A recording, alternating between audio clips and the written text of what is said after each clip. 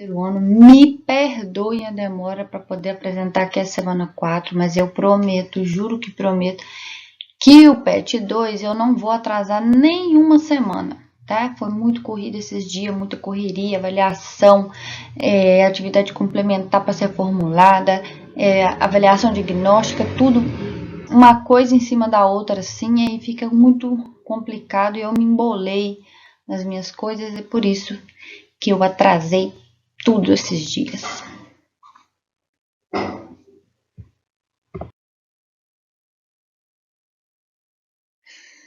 Então, vamos aí sem demora, vamos fazer uma breve recapitulação aqui com o esqueminha que o próprio PET de vocês trouxe, né? E o tema é expansão e guerra, e nós vamos recapitular um pouco aqui sobre a Guerra Fria. O que foi a Guerra Fria?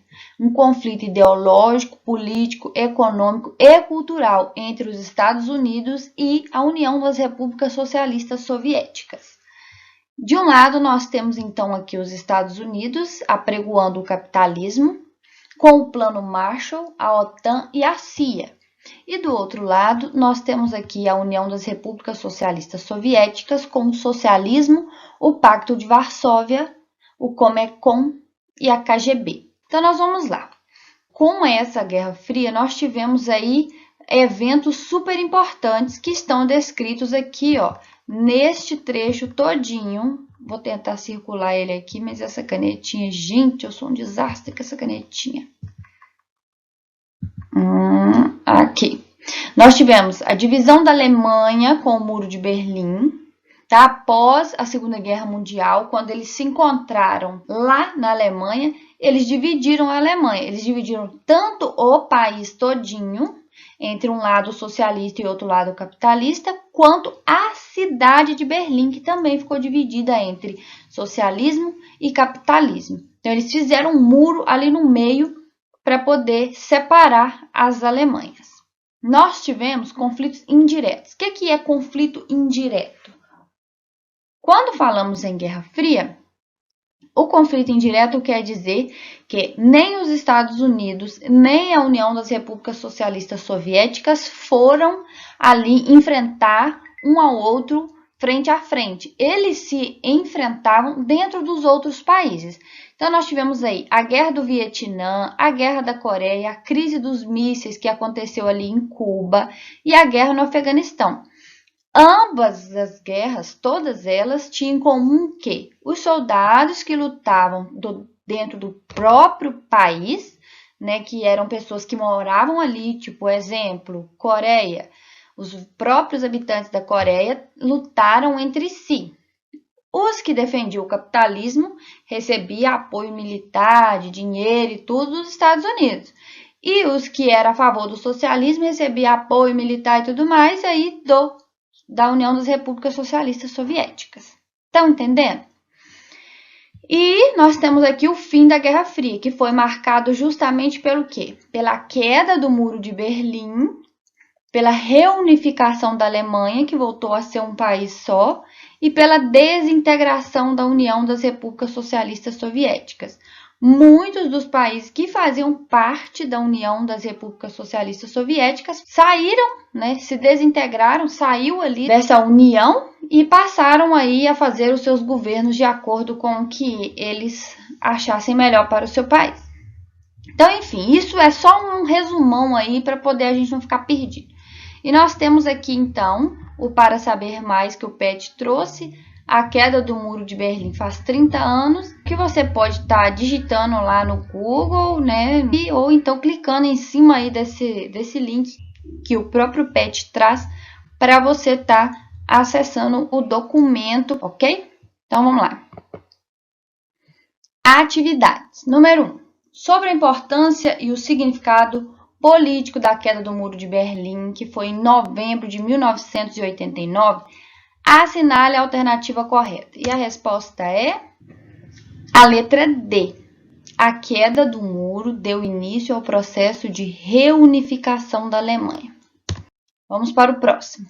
2. Um dos maiores símbolos da Guerra Fria foi a construção de um muro dentro da cidade de Berlim, na segunda metade do século XX. Essa barreira de concreto instituiu identidades que estabeleceram fronteiras políticas e culturais. Acerca deste acontecimento, é correto afirmar que o letra C. Trânsito livre entre Ocidente e Oriente berlinense no final dos anos 90 promoveu mudanças na economia e no modelo de vida dos alemães orientais. Imagina, gente, eu já comentei isso aqui no PES do ano passado e vou comentar de novo. Imagina você estar numa cidade, do dia para a noite aparece um muro dividindo a sua cidade. Você não pode atravessar nem para lá e nem quem está lá vem para o lado de cá. Então, as coisas que você tinha acesso desse lado da cidade, às vezes é um supermercado bom e você não pode ir nele mais ou do outro lado. E aí, a partir dos anos 90, com a reunificação da Alemanha, eles começaram a poder transitar, né, rever famílias e tudo mais que foram separados aí por longos anos com este muro. Número 3. O socialismo real agora enfrentava não apenas seus próprios problemas sistêmicos insolúveis, mas também os de uma economia mutante e problemática, na qual se achava cada vez mais integrado. Com o colapso da União das Repúblicas Socialistas Soviéticas, a experiência do socialismo realmente existente chegou ao fim, pois, mesmo onde os regimes comunistas sobreviveram e tiveram êxito, como na China, abandonaram a ideia de uma economia única, centralmente controlada e estatalmente planejada, baseado num Estado completamente coletivizado. Esse trecho faz parte do livro do Eric Hobsbawm, A Era dos Extremos. A partir do trecho citado, aponte algumas consequências da queda do Muro de Berlim para as esquerdas do mundo. Então vamos lá, as consequências foram: os países do socialismo real tiveram que fazer reformas políticas e econômicas, como, por exemplo, a ideia de uma economia única e central. Então eles tiveram que abandonar essa ideia, né, e começar a se introduzir no mercado, porque é necessário que isso aconteça para que o país possa crescer. Se ficar focado somente nas coisas que o país produz, nas coisas que tem ali dentro, como a gente vê relatos, por exemplo, da Coreia do Norte, que é um país totalmente fechado, a gente vê muitos relatos da população até passando fome. Então, é necessário que abra um pouco a economia, que deixe empresas entrarem para gerar emprego, para que as pessoas possam ter uma qualidade de vida melhor. Beleza? Entenderam, gente? Eu espero que vocês tenham entendido alguma coisa aí dessa explicação. Então, por hoje é só isso. Se foi útil, curte, se inscreva, compartilhe esse vídeo com o seu colega e eu te espero sem atraso no PET Volume 2. Beijo no coração.